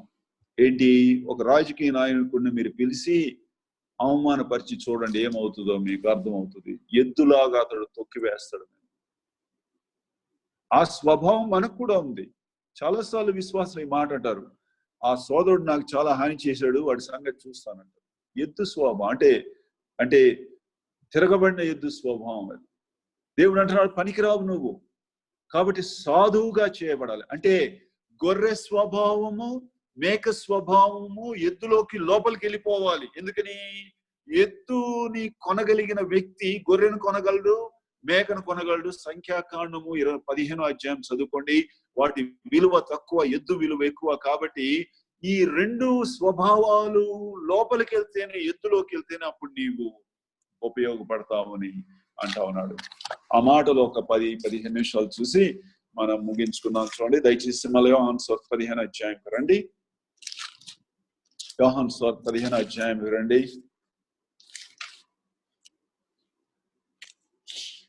3వ వచనము, నేను మీతో చెప్పిన మాటను బట్టి మీరిప్పుడు పవిత్రులై ఉన్నారు. ఏంటి మాట? మాటలు కాదు, మాట అంటే ఏకవచనం. ఆ మాట ఏంటో తెలుసు? అసలు 13-14 అధ్యాయాలు మొత్తం కలిపి ఒకే మాట కింద దేవుడు ఎంచుతున్నాడు. అంటే 13వ అధ్యాయము 14వ అధ్యాయము అది ఒకే మాట. దానిలో కొంత తీసుకొని కొంత తీసుకోకపోతే ఆ మాటను నువ్వు అంగీకరించినట్టు కాదంటున్నాడు. మాటలు అని అంటే కొన్ని తీసుకునే వాళ్ళం, కొన్ని తీసుకోకుండా. కాబట్టి 13-14 అధ్యాయాల్లో చెప్పిన మాటను బట్టి మీరు పవిత్రులై ఉన్నారు, కడగబడతా ఉన్నారు. అది పరిశుద్ధాత్మ యొక్క పరిచర్య. పరిశుద్ధాత్మ పరిచర్య కడుగుట. మనం రక్షించబడినప్పుడు యేసు క్రీస్తు రక్తము ద్వారా కడగబడ్డాం, నీతిమంతులుగా తీర్చబడ్డాం. రక్షణ అనేది గతంలో జరిగిపోయిన ఒక చర్య రక్తము ద్వారా. ఇప్పుడు మనం రక్తం ద్వారా కడగబడం. దయచేసి ఆ మాట చెప్పొద్దు. మనం ఇప్పుడు కడగబడేది నీళ్ల ద్వారా. ఆ నీళ్లు దేవుని వాక్యము. ఇప్పుడు మనం కడిగేది ప్రభువు కాదు, పరిశుద్ధాత్మ కడుగుతాడు. అవును, ప్రభువు కూడా కడుగుతాడు, కానీ ప్రధానంగా పరిశుద్ధాత్మ పరిచర్య. సో రక్షించబడినప్పుడు దాని ఇంగ్లీష్ లో జస్టిఫికేషన్ అంటారు, ప్రస్తుతం సైంటిఫికేషన్ అంటాం. రక్షించబడినప్పుడు పాపాల నుండి కడగబడ్డాం, నీతిమంతులుగా తీర్చబడాం. ఇప్పుడు ప్రతిదినము శుద్ధీకరించబడతా ఉన్నాం. ఎందుకని? ఆదాము స్వభావం కడగబడి కరిగిపోయి అది పోయి యేసు క్రీస్తు స్వభావం బయటపడడానికి. ఒక చిన్న పిల్లవాడు బాగా బురదలో ఆడుకొని ఒంటి నిండా, తల నిండా, కళ్ళ నిండా అవన్నీ బురద బట్టి ఇంటికి వచ్చాడు. తల్లి వాడిని గుర్తుపట్టలేకపోయింది. వాడు మాట్లాడితే స్వరాన్ని బట్టి గుర్తుపట్టింది. కుమారుడే, కానీ మొత్తం బురదతో నిండున్నాడు. అప్పుడు ఆ తల్లి అంటది, ఇంట్లోకి రావద్దు, నువ్వు బయట నిలబడని చెప్పి ఒక బిందో బకెట్ నీళ్లు తీసి వాడి నెత్తి మీద పోస్తే మొత్తం కరిగి అప్పుడు అసలు వాడి రూపురేఖలు అప్పుడు బయటపడతాయి. పరిశుద్ధాత్మ పవిత్రీకరణ, శుద్ధీకరణ అంతే. రక్షించబడిన అనేక దినాల వరకు ఆదాములాగానే దేవునికి కనపడతాం. ఆదాము కలిగిన స్వభావాన్ని కలిగి ఉంటాం. ఆదాము చేసిన పాపాల్లో కొనసాగుతానే ఉంటాం. అయితే దేవుడు అంటున్నాడు, పరిశుద్ధాత్మ నిన్ను నీళ్లతో కడిగినప్పుడు అదంతా బురదలాగా కొట్టుకొని పోయి అప్పుడు నీవు పవిత్రపరచబడతావు. యోహానులో సువార్త 13లో ఏమన్నాడు పేతురుతో? పేతురు అన్నాడు, నా పాదాలు కడగద్దు ప్రభువా, పరిశుద్ధాత్మ పరిచర్య నాకు వద్దు ప్రభు అన్నాడు. వద్దన్నప్పుడు ఏమన్నాడు? నాతో పాలు లేదు, నాతో నీవు సహవాసం చేయలేవు, నీవు పరిశుద్ధ స్థలంలోకి కాలు పెట్టలేవు, బురద నిండి అపవిత్రమైన పాదాలతో పరిశుద్ధ స్థలంలోకి వచ్చి యాజక ధర్మాన్ని నువ్వు నెరవేర్చలేవు, నన్ను సంతోషపరచలేవు, నాతో సహవాసం కలిగి ఉండలేవు. అంటే కాండంలో నుండి సారాన్ని నువ్వు పీల్చుకోలేవు, తద్వారా నీవు జీవాన్ని కలిగి ఉంటే రక్షణ కలిగి ఉంటావు, కానీ రక్షణ తప్ప అన్ని పోతాయి, ఎండిపోతావు, ఆత్మీయంగా ఫలించవు నీవు అని చెప్పి దేవుడు అన్నాడు. చూడండి, ఇప్పుడు ఈ మాటలో కొన్ని విషయాలు నేను చూపించి నేను ముగిస్తాను. ఏంటి ఈ మాట? ఆయన యేసు ప్రభు అంటున్నాడు, నా మాట ద్వారా మీరు ఇప్పుడు పవిత్రీకరించబడ్డారు. చూడండి, మీరు చదువుకోండి, ఎందుకంటే సమయం లేదు కాబట్టి చెప్తాను. అవన్నీ 13, 14 అధ్యాయాలు ఉన్నాయి. మొట్టమొదట ఆయన భోజనము చేసిన తర్వాత లేచాడు అని రాస్తుంది. లేచుట అంటే ఆయన ఇతరులకు సేవ చేయడానికి తన మనస్సులో నిర్ణయించుకున్నాడు అని అర్థం కదా. మనం భోజనము, ప్రభురాత్రి భోజనము ఆదివారం చేస్తాం. రొట్టె రసంలో మనం పాలు పంపులు పొందినప్పుడు అది భోజనం మనకి కదా, దేవుడు నిర్ణయించిన భోజనం. ఈ భోజనం అయిన తర్వాత మనలో ఏం చేస్తామంటే చాలా మంది నిద్రపోతాం. అంటే భౌతికమైన నిద్ర గురించి మాట్లాడడం లేదు. అంటే ఆదివారం మధ్యాహ్నం చాలా మంది నిద్రపోతారు, దానిలో తప్పేం లేదు, నేను కూడా నిద్రపోతాను, అదే దాని గురించి మాట్లాడడం లేదు. ఆత్మీయంగా నిద్రపోతాం మనం అనేక సార్లు. ఎట్లా?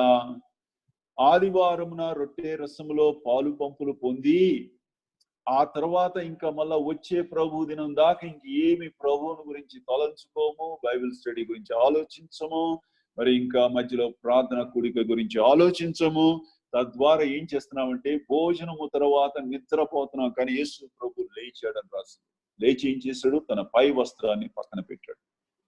పై వస్త్రము పక్కన పెట్టుట అంటే నా యొక్క సుఖము, నా యొక్క సౌకర్యము ఇది ప్రాధాన్యత కాదు, నేను శిష్యుల పాదములు కడుగుట అది ప్రధానమైంది.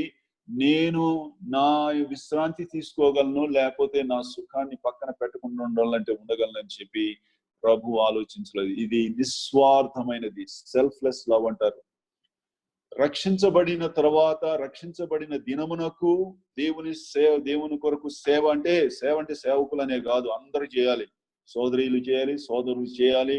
సంఘంలో మనకు అప్పగించబడిన పరిచర్య రకరకాలు, వాటన్నిటిని జరిగించాలి. ఈ మధ్యలో జరగాల్సింది ఏంటంటే నిస్వార్థమైన హృదయాన్ని కలిగి ఉండాలి. యేసు ప్రభు తన పై వస్త్రాలు పక్కన పెట్టి నిస్వార్థమైన ప్రేమ కదా. ఫిలిప్పీ పత్రిక 2వ అధ్యాయంలో 6వ వచనం చదువుకోండి. అది నిస్వార్థమైన ప్రేమ. తన గురించి తాను ఆలోచించుకోవడం లేదు, ఇతరుల గురించి ఆలోచిస్తా ఉన్నాడు. ఉదయకాలమున మాట్లాడుతూ పేతురు గురించి చెప్పాను. మత్తయి సువార్తలో 26వ అధ్యాయంలో అప్పటికే యేసు ప్రభు ముఖం మీద ఉమ్మి వేశారు. ఉమ్మి వేసిన తర్వాత జరిగిన సంఘటన, పేతురు ముమ్మారు నేను ఎరుగనని ఆయన పొంకాడు. పేతురు యేసు ప్రభు ముఖం నిండా ఉమ్మి ఉంది. ఎంతో అవమానం జరిగింది, ఎంతో ఆయన్ని తృణీకరించారు. ఆయన బాధలు ఆయనకున్నాయి. ఎదుట సిలువ, కొన్ని నిమిషాల్లో సిలువ వేయబోతా ఉన్నారు. ఆయన బాధలు ఆయనకున్నప్పటికీ కూడా ఆయన తన గురించి చింతించాల్సింది బదులు ముమ్మారు బొంకి తను అవమానపరిచిన పేతురు గురించి ఆలోచిస్తా ఉన్నాడు. ఒక వచనం చూద్దాం, చూడండి, ఉపయోగపడుతుంది మీకు. లూకాసు సువార్త 22వ అధ్యాయము 61వ వచనం చూడండి. లూకాసు సువార్త 22:61. అప్పుడు ప్రభు తిరిగి పేతురు వైపు చూచిన గనక పేతురు, నేడు కోడి కూయక మునుపు నీవు ముమ్మారు నన్ను ఎరుగనందువని ప్రభు తనతో చెప్పిన మాట జ్ఞాపకము చేసుకుని వెలుపలకు పోయి సంతాపపడి ఏడ్చాను. ప్రభు ముఖం మీద ఉమ్మి వేసినప్పుడు ఆయన బాధలు ఆయనకున్నప్పటికీ కూడా పేతురు గురించి ఆలోచిస్తా ఉన్నాడు.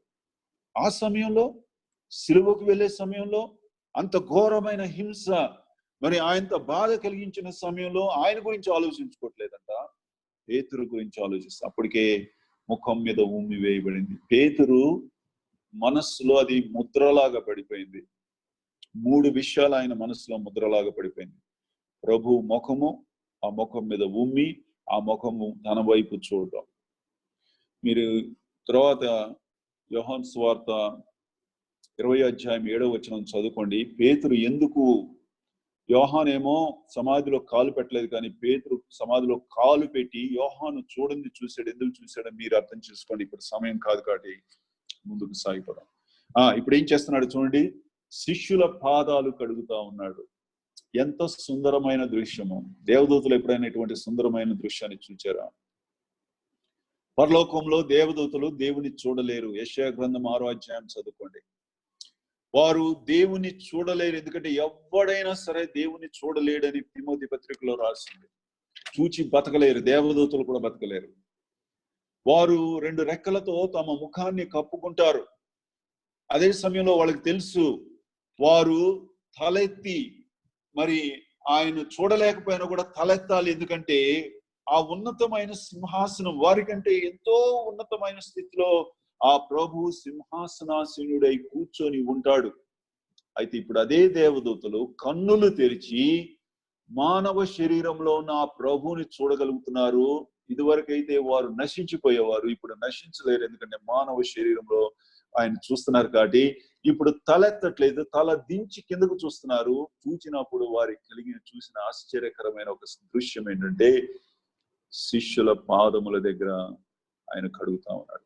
శిష్యుల స్థానము కంటే ఇంకా తక్కువ స్థానంలోకి వెళ్ళాడు. దేవదూతలకు అది నేటికి కూడా అర్థం కాదని చెప్తున్నాను. ఈ ఆశ్చర్యకరమైన విషయము నేటికి కూడా వారికి అర్థం కాదు. ఆశ్చర్యంలో యుగాయుగాలు గడుపుతారు. నువ్వు నేను ఆశ్చర్యపడగానే వారు ఎక్కువ ఆశ్చర్యపడతారు.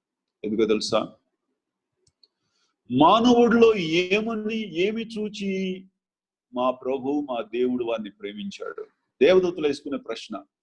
మానవుడిలో ఏ మంచి ఉందని దేవుడు మా ప్రభువు, మేము నిత్యము ఆరాధించే ఈ ప్రభువు ఈ సింహాసనం విడిచిపెట్టి వెళ్ళి అక్కడ వెళ్ళడం కాదు, వాళ్ళతో నివసించడం కాదు, వాళ్ళతో తిని త్రాగడం కాదు, వారి పాదముల దగ్గరికి వెళ్ళి వంగి వారి పాదాలు కట్టడానికి అసలు మానవుల్లో ఏమి ఉంది? ఏమీ లేదు. అయినా కూడా ఎందుకు ప్రేమిస్తున్నాడు? సమాధానం లేదు. ఇవన్నీ మనల్ని తగ్గించి వేయాలి. ఇవన్నిటి ద్వారా ఆదాము తొలగించబడాలి. ఇవన్నీ కలుగుటానికి కత్తి వేస్తానంటున్నాడు దేవుడు. ఇష్టపూర్వకంగా ఒప్పుకోవాలి. దేవా, శ్రమలను అనుమతించావు, అవి నాకు దుఃఖం కలుగు చేస్తాయి, బాధ కలుగు చేస్తాయి, అవమానం కలుగు చేస్తాయి, అయినా పర్వాలేదు. ఇదిగో నీ స్వరూపంలోకి నన్ను మారుస్తున్నావు, నన్ను తగ్గిస్తున్నావు. నాకు యేసు క్రీస్తుకు కలిగిన నిస్వార్థమైన ప్రేమను, ఆయన కలిగిన దీనత్వాన్ని నాకు నేర్పిస్తున్నావు. నీకు స్తోత్రాలు కదా. పాదాలు కడిగాడు. ఆ తర్వాత యోహాను చేసిన చర్య చూడండి. యోహాను సువార్త 13వ అధ్యాయము, యోహాను 13:25. అతడు యేసు రొమ్మున ఆనుకొనుచు, 2 సార్లు రాసింది. 23లో రాసింది, 25లో రాసింది. ఇక్కడ ఉన్న పరిస్థితులు చాలా గందరగోళంగా ఉన్నాయి. అక్కడే చూడండి 21వ వచనంలో, ఆత్మలో కలవరపరిచే పరిస్థితులు అంత బాగలేవు. ఒక శిష్యుడు యేసు ప్రభుని అప్పగించడానికి మరి యూద నాయకులతో మరి అతడు ఒక బేరం కుదిరించుకున్నాడు. నేను 30 వెండి నాణేలకు ఆయన్ని అప్పగిస్తానని చెప్పి. మరి ఇక్కడ వాతావరణము ద్వేషముతో నిండిన వాతావరణంలో ఉంది, కలవరము. అయితే యోహాను అనుకున్నాడు, కలవరపడిన సందర్భంలో నాకు ఏకైక స్థలము, సురక్షితముగా చింత దిగులు లేని స్థలం ఏంటంటే యేసు రొమ్ము, ఆయన మీద నేను వెళ్ళి ఆనుకుంటాను. ఇది చాలా సుందరమైన దృశ్యం. ఎందుకో తెలుసా, యోహాను సువార్త 1వ అధ్యాయంలో తండ్రి అయిన దేవుని రొమ్ము మీద కుమారుడు ఉన్నాడు, ఇప్పుడు కుమారుని రొమ్ము మీద యోహాను ఉన్నాడు. చాలా సుందరమైన దృశ్యం. కాబట్టి ఈ యొక్క కఠినమైన సమయాల్లో మనకు కలవరపరిచే సమయాలు కదా, ఆయన రొమ్ము మీద అనుకొని రహస్య జీవితంలో సంతోషిద్దాం. మేఘ అనుభవం కదా, అది కనపడని అనుభవం.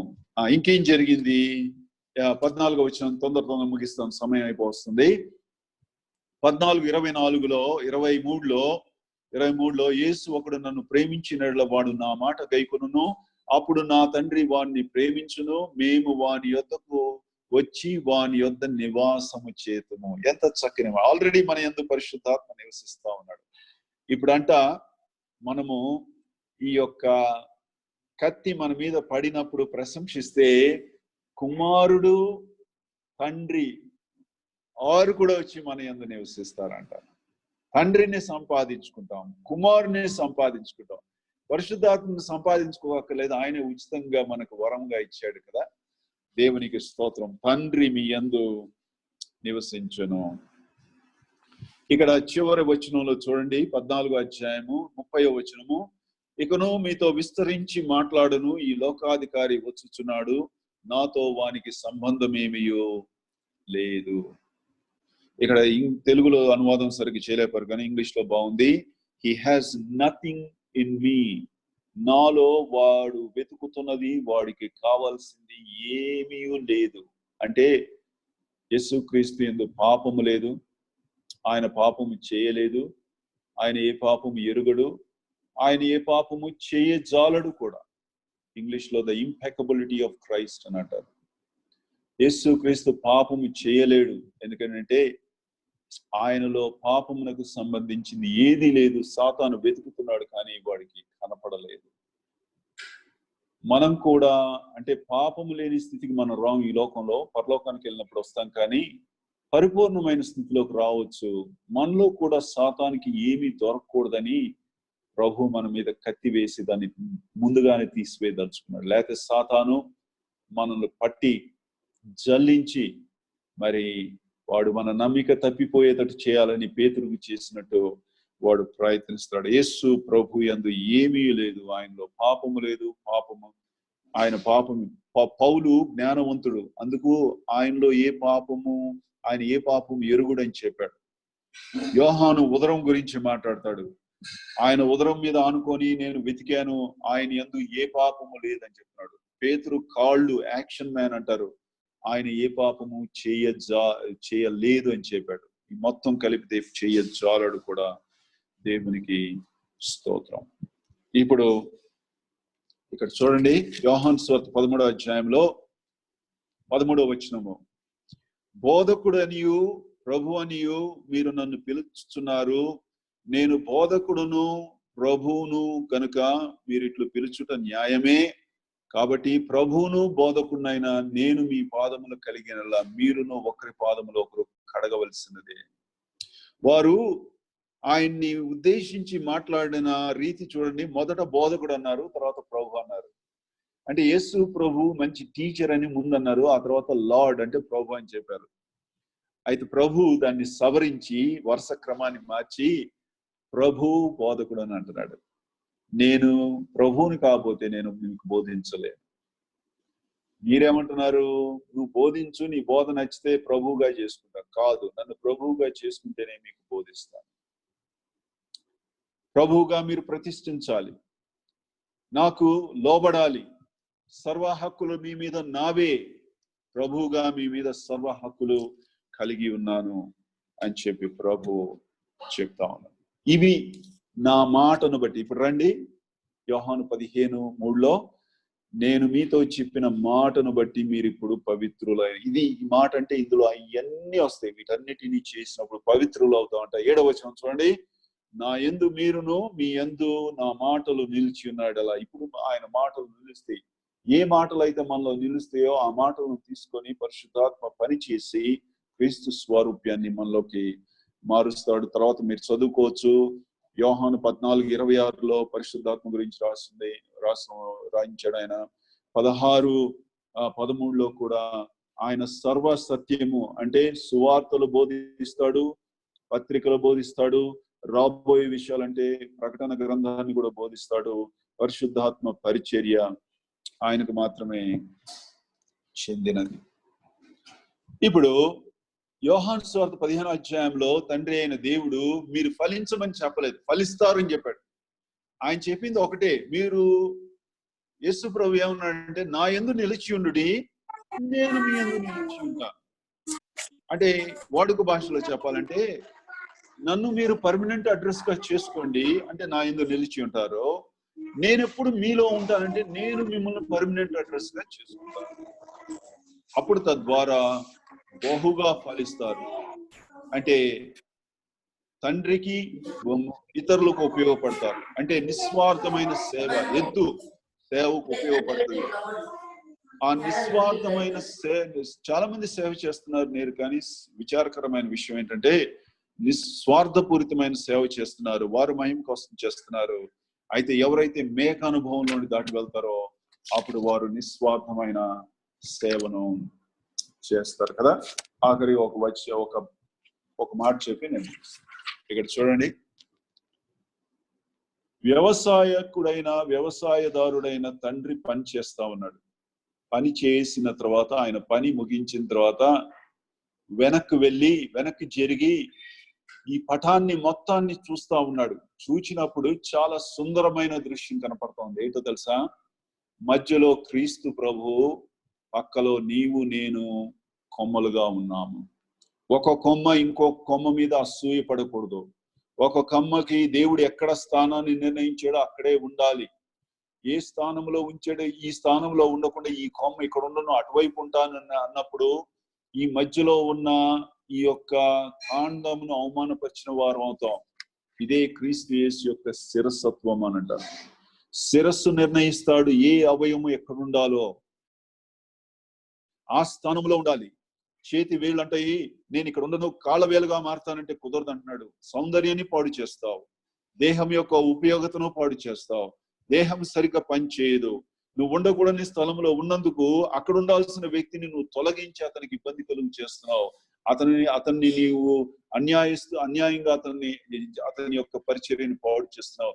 కాబట్టి మనం ఉంచాల్సిన స్థలంలో ఉండుట అనేది చాలా చాలా ముఖ్యం. ఎక్కడైతే ఉంటామో అప్పుడు చక్కగా ఏమంటున్నాడు, మనమేమో క్రీస్తు యేసు నందు నిలిచి ఉండడం అంటే ఈయనతో సహవాసం చేయడం, ఆయన మనలో నిలిచి ఉండడం అంటే ఈ కొమ్మలో ఆయన ఏర్పడతాడు.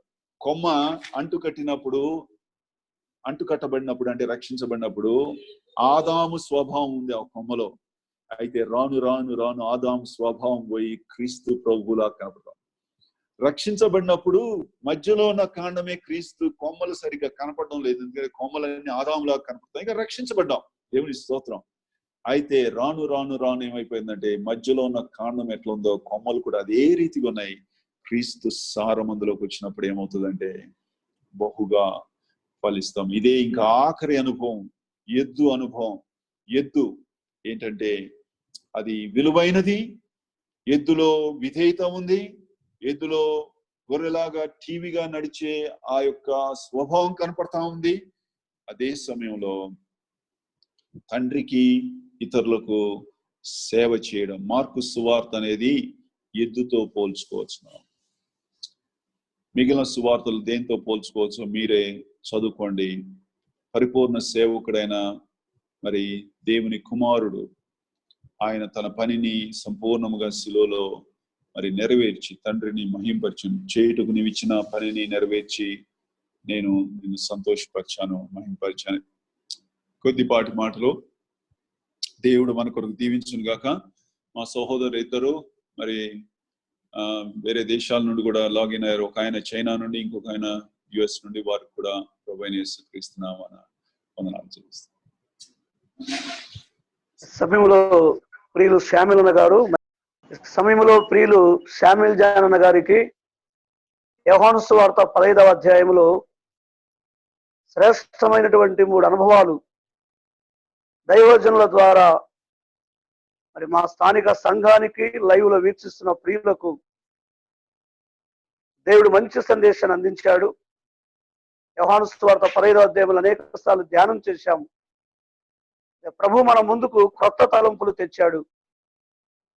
మరి అన్నగారితో పరిశుద్ధాత్మ సహాయము చేత ప్రభు బలపరిచి మనందరి ప్రార్థన కనిపెట్టి ఎదురు చూడగా ఈ దివ్యమైన సందేశాన్ని బట్టి మెస్సియా క్రిస్టియన్ అసెంబ్లీ స్థానిక సంఘము ద్వారా ఆహ్వానం అందుకొని వచ్చిన ప్రియులు శామ్యూల్ జాన్ అన్న గారికి ప్రేమ వందనాలు తెలియజేస్తూ ఉన్నాం. మరి అన్నగారు విశేషముగా ప్రభు యొక్క పరిచర్యలో వాడబడుతున్నారు. అన్నగారి ఆరోగ్య విషయమై, అన్నగారి కుటుంబం కోసమై మీరందరూ భారహృదయముతో ప్రార్థన చేయాలని ప్రేమతో తెలియచేస్తున్నాను. మన స్థానిక సంఘ విషయమై అనేక సార్లు అన్నగారు కూడా భారముతో ప్రార్థన చేస్తున్నారు. మరి మన ఆహ్వానం అందుకొని మనతో ప్రారంభ కాలము నుండి మన మధ్యలో అన్నగారు వస్తూ మంచి సందేశాలు అందిస్తూ మన స్థానిక సంఘాన్ని ప్రోత్సహిస్తున్నారు. అన్నగారిని పొగడం లేదు కానీ మరి సమయంలో స్థానిక సంఘానికి బయట స్థలాల్లో కూడా ఆశతో సందేశం వినాలని ఈ లైవ్ లో వీక్షించిన మీ అందరికీ కూడా పేరు పేరున నా ప్రేమ వందనాలు తెలియజేస్తున్నాను. మరి ముగింపు ప్రార్థన చేసిన తర్వాత అన్నగారితో మీరు ఒక్కొక్కరు మీరు ప్రేమ వందనాలు తెలియచేసుకోండి. దానికంటే ముందుగా విత్తబడిన వర్తమానం ఫలించినట్లుగా మనం పరీక్షించుకొని పరిశీలన చేసుకొని ఇంకా గొర్రె అనుభవంలోనే ఉన్నావా, మేక అనుభవంలో ఉన్నావా, ఎద్దు అనుభవంలో ఉన్నావా ఛాలెంజ్ గా తీసుకొని మన పటములు ప్రయత్నం చేద్దాం.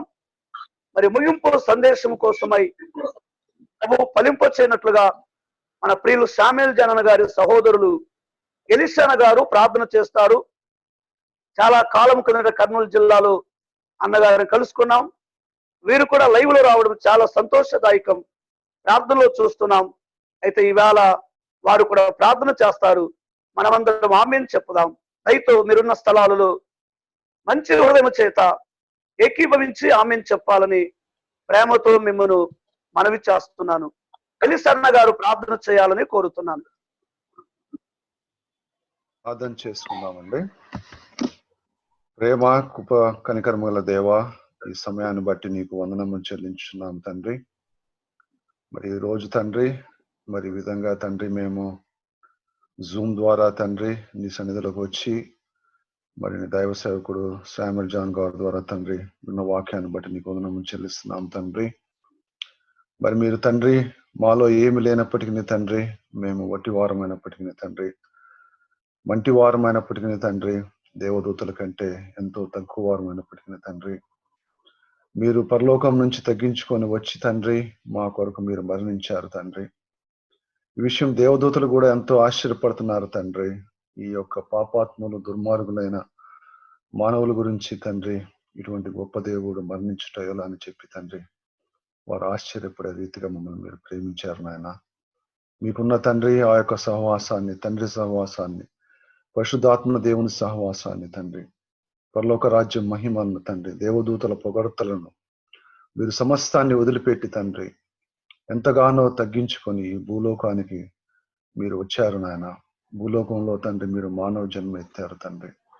భూలోకంలో కూడా ఒక రాజుగా, ఒక అధికారిగా మీరు రాలేదు నాయన.